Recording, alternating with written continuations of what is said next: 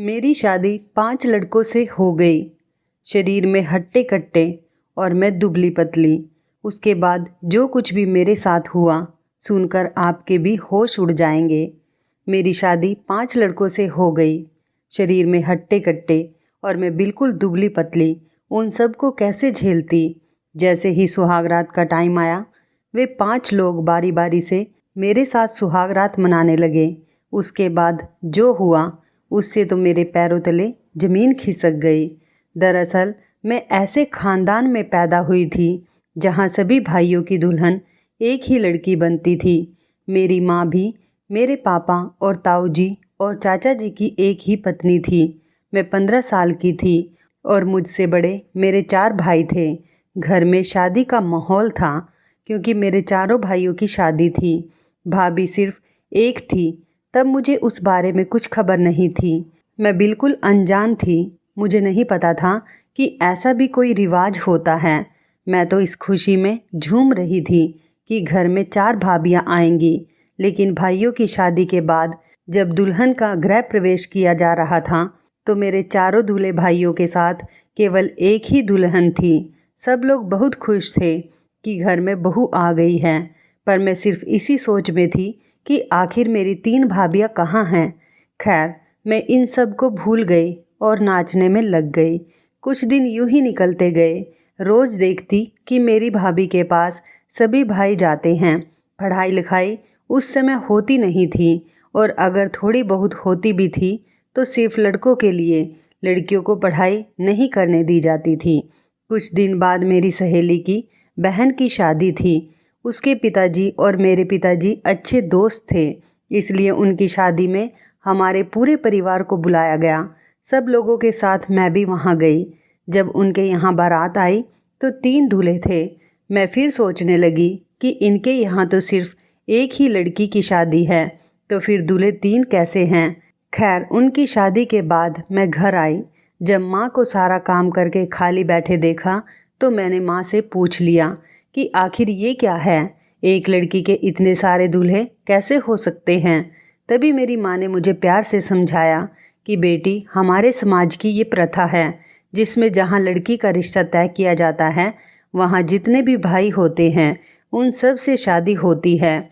मैंने माँ से पूछा कि इतने सारे लड़कों को एक अकेली लड़की कैसे संभाल पाती है। तभी माँ ने कहा कि बेटा, आप जैसे भी हो ये सबको करना ही पड़ता है। अब लड़की की किस्मत बता सकती है कि उसके कितने लड़कों के साथ शादी हो सकती है।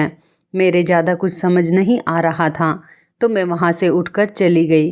कुछ दिन बाद जब मैं 18 साल की हुई तो मेरे घर पर मेरी शादी करने की बात चलने लगी। भाइयों और पापा ने मेरे लिए रिश्ता देखना शुरू कर दिया। मैं बिल्कुल भी खुश नहीं थी शादी करवाने के लिए, क्योंकि मेरा दिल इसलिए घबरा रहा था कि पता नहीं कितने लड़कों से मेरी शादी होगी और उसके बाद मैं उन सब को कैसे संभालूंगी। लेकिन मेरी कहाँ चलने वाली थी। आखिर होना तो वही था जो घर के बड़े चाहते थे। खैर, दूसरे दिन मैं अपनी माँ के साथ बैठी थी। तभी मेरे सबसे बड़े भैया आए और कहने लगे कि नीतू का रिश्ता तय कर दिया गया है। बहुत अच्छा खानदान है, लड़के 5 भाई हैं। ये सुनते ही मेरे पैरों तले से ज़मीन खिसक गई। 5 लड़कों को मैं कैसे संभाल पाऊंगी, बस यही सोच मुझे खाए जा रही थी। मैं बार बार इस समाज के इस गलत रिवाज के बारे में सोच रही थी। हम लड़कियों का ख्याल जरा भी नहीं है किसी को। मैंने कई प्रयास किए किसी भी तरह से ये शादी ना हो, लेकिन शायद किस्मत में भी यही लिखा था। मैंने अपनी माँ और भाभी से इस बारे में बात की, लेकिन उन्होंने भी मुझे बोल दिया कि तुम्हें अब इसे स्वीकार करना ही पड़ेगा। मेरी माँ कहने लगी कि मैं और तुम्हारी भाभी भी तो ये सब झेल रहे हैं। शुरू शुरू में तुम्हें तकलीफ़ होगी, लेकिन बाद में तुम अपने आप सहन करना सीख जाओगी। मैं दुखी मन से वहाँ से चली आई। जब जैसे जैसे शादी के दिन नज़दीक आ रहे थे मैं गहरी चिंता में डूबी जा रही थी। आखिर वो दिन आ ही गया जिस दिन का हर लड़की को इंतज़ार रहता है। लेकिन मैं इस दिन को नहीं चाहती थी, क्योंकि मैंने शुरू से ही किसी एक का सपना देखा था, ना कि 5 का। सब लोग अपने अपने काम में लग चुके थे। कोई तैयार हो रहा था तो कोई बारात के स्वागत की तैयारी में लग रहा था। मुझे भी तैयार किया गया। रंग गोरा होने की वजह से मैं बहुत सुंदर लग रही थी। दुल्हन के जोड़े में भी बहुत सुंदर दिख रही थी, लेकिन मुझे अपनी सुंदरता नहीं दिख रही थी। मुझे सिर्फ यह चिंता सताए जा रही थी कि आखिर कैसे होगा ये सब। फिर मेरी इसी सोच में डूबे मन को अचानक कुछ लड़कियों के शोर ने बाहर निकाल दिया, जो कह रही थी कि बारात आ गई है। तभी बैंड बाजा बारात ने हमारे दरवाजे पर दस्तक दी। खाना पीना करने के बाद मुझे मंडप में ले जाया गया। वहाँ 5 दूल्हे बैठे थे। मेरा दिल धड़कना बंद हो गया था, लेकिन मैं अपनी मजबूरी के आगे कुछ नहीं कर सकती थी। तभी उन 5 ने बारी बारी मेरी मांग में सिंदूर लगाया और एक बड़ा सा मंगलसूत्र एक साथ मेरे गले में पहनाया। फिर फेरों के लिए उन 5 के साथ मेरा पल्लू बांधा और फेरे करवाए। फिर हमारी शादी पूरी हो गई। मुझे अपने कमरे में ले जाया गया, जहाँ कुछ महिलाओं के साथ मेरी भाभी और माँ थी। उन्होंने मुझे कहा कि देखो बेटा, अब से उन 5 के साथ ही तुम्हारा संसार है। तुम कभी भी उन लोगों को निराश मत करना, ना ही कभी उनकी सेवा में कोई कमी रखना। हम सब की हमेशा लाज रखना। उनकी ये सब बातें मुझे अंदर से झकझोर रही थी। मैं चाहकर भी अपने ससुराल नहीं जाना चाहती थी, लेकिन मैं इस प्रथा की जंजीर में इस कदर जकड़ी हुई थी कि चाहकर भी अपने आप को आज़ाद नहीं करवा सकती थी। खैर, विदाई का समय हो चुका था। सब लोगों से मिलकर मैं अपने ससुराल के लिए निकल गई। ससुराल पहुंचते ही सब लोगों ने रस्म पूरी की और मुझे खाना खिलाया। इतनी सुंदर बहू पाकर मेरे सास ससुर बहुत खुश थे। जो लोग भी आए हुए थे, सब लोग मेरे ही चर्चे कर रहे थे, लेकिन उन लोगों की तारीफ़ों का मुझ पर कोई ऐसा असर नहीं पड़ रहा था जो मेरी चिंता दूर कर दे। अब रात हो चुकी थी। फूलों से सजा और इत्र की खुशबू से भरे कमरे में मुझे ले जाया गया और मुझे घूंघट निकाल कर बैठा दिया। फिर कुछ देर बाद मेरे सबसे बड़े पति आए। उन्होंने मेरे साथ सुहागरात मनाई और चले गए। मैं दर्द से करहा रही थी, लेकिन फिर भी मैंने खुद को संभाला और अपने कपड़े सही किए और फिर से सेज पर बैठ गई। फिर मेरा दूसरा पति कमरे में आया और उसने भी मेरे साथ वही किया। ऐसा करते करते मेरे 5 पतियों ने मेरे साथ सुहागरात मनाई। सुबह फिर उठकर मुझे घर में काम पर लगा दिया। दर्द के कारण मुझे ठीक से काम भी नहीं किया जा रहा था, लेकिन मैं आखिर कर भी क्या सकती थी। ऐसे रोज रोज होता रहा। रात भर एक मशीन की तरह वो लोग मेरे साथ गलत व्यवहार करते थे और दिन में घर का काम मेरी हालत ख़राब कर देता। फिर एक दिन मुझे अपने माता पिता से मिलवाने के लिए मेरे पीहर ले जाया गया। वहाँ जाकर मैं सब लोगों से मिलकर बहुत अच्छा महसूस करने लगी, लेकिन मैंने अपनी भाभी को सब कुछ बताया तो उन्होंने मुझे दिलासा दी और कहा कि मैं तुम्हारे भाइयों से इस बारे में बात करूँगी। तभी मेरा वापसी जाने का समय हो गया और मैं अपने ससुराल चली आई। उधर मेरी भाभी ने मेरे भाइयों से बात करके मेरी सास को बोला कि हमारी नीतू बहुत कमज़ोर हैं।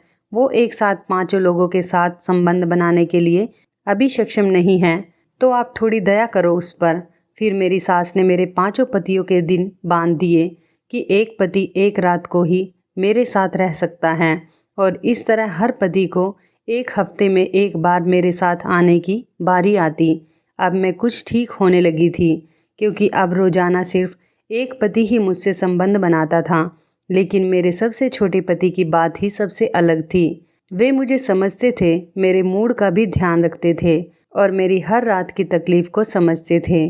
जब कभी मेरी तबीयत ठीक ना होती तो वो मेरा ख्याल रखते थे। मैं भी उनसे ज़्यादा प्यार करती थी, क्योंकि सिर्फ वही थे जो मुझे अपना मानते थे।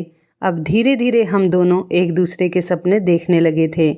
मेरे सबसे छोटे पति को अब बिल्कुल पसंद नहीं होता कि उनके बड़े भाई मुझे छुएं, लेकिन उनकी और मेरी एक न चलनी थी। आखिर उनकी भी पत्नी थी मैं।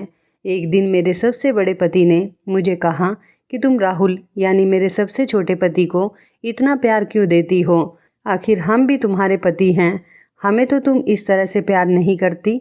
मैं उन्हें कुछ नहीं बोल पाई। फिर उन्होंने गुस्से से मुझे पीटना शुरू कर दिया और गलत व्यवहार मेरे साथ किया। मैं दर्द से करहाती रही, लेकिन उन्होंने मुझ पर बिल्कुल भी दया नहीं की। इस तरह से उनकी तरह ही मेरे बाकी पतियों को भी मेरा राहुल के साथ प्यार बिल्कुल नहीं भाता। वो भी मुझे मारपीट का शिकार बनाने लगते। राहुल को ये सब बिल्कुल पसंद नहीं आ रहा था, लेकिन वो बेचारा क्या करता। एक दिन मेरे मायके से संदेश आया कि मेरा भतीजा हुआ है, तो मुझे वहाँ बुलाया गया है। मेरे सास ससुर ने मुझसे कहा कि कल तुम अपने मायके चली जाना, तुम्हें राहुल छोड़ आएगा और 2 दिन बाद वापस ले आएंगे।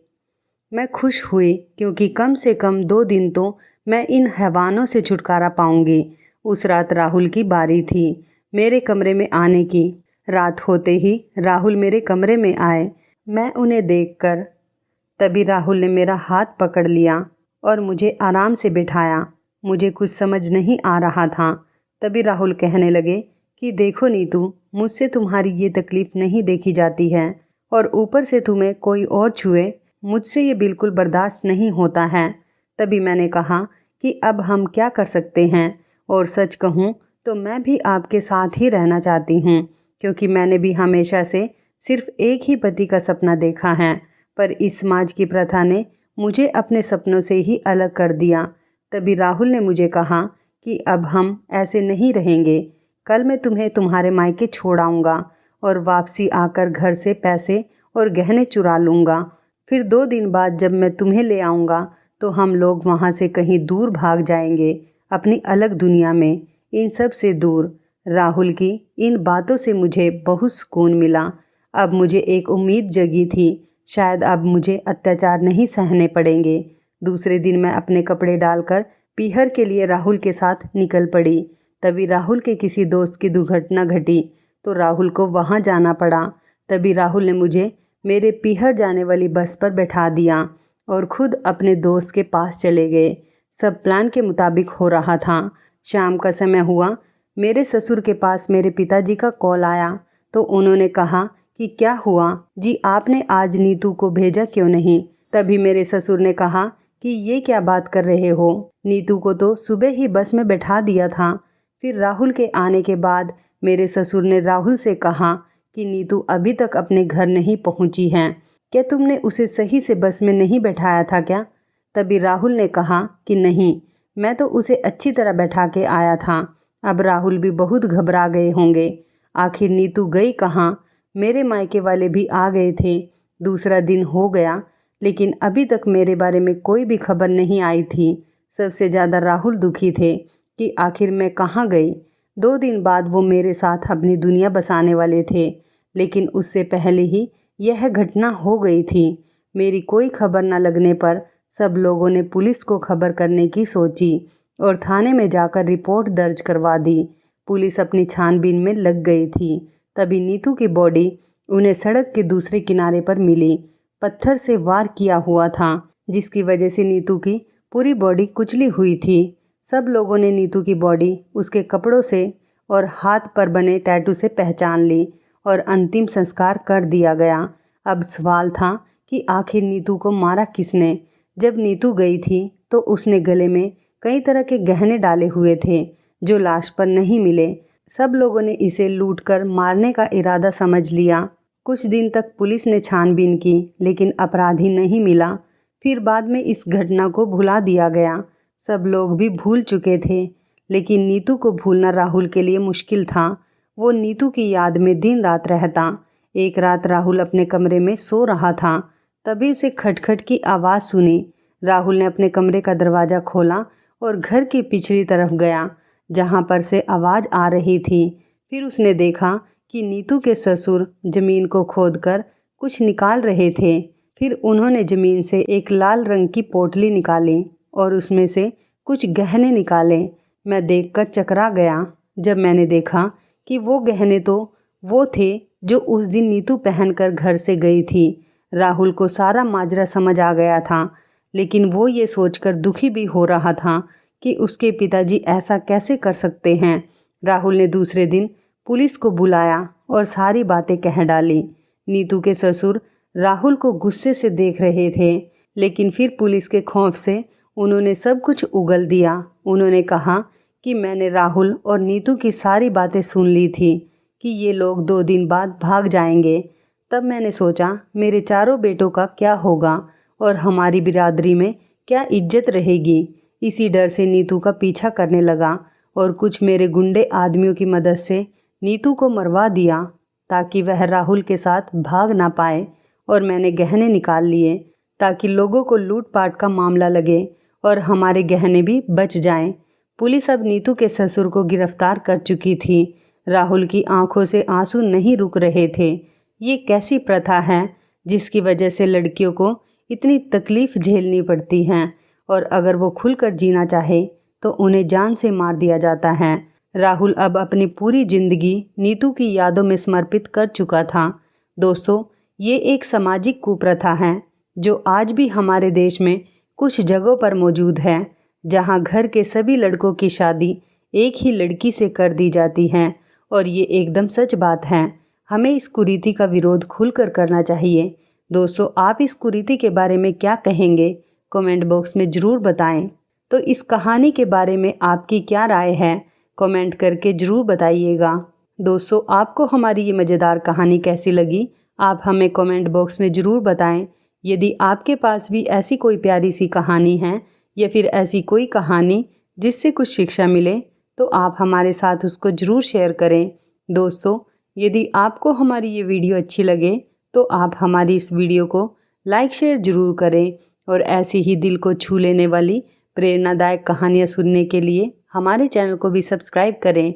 यदि आप हमें फेसबुक पर देख रहे हैं तो आप हमारे फेसबुक पेज को लाइक और फॉलो ज़रूर करें। तो दोस्तों, फिर मिलते हैं ऐसी ही ज़बरदस्त कहानी या टिप्स के साथ नई वीडियो में। तब तक के लिए धन्यवाद। आप सभी अपना ख्याल रखना। आपका दिन शुभ व मंगलमय हो।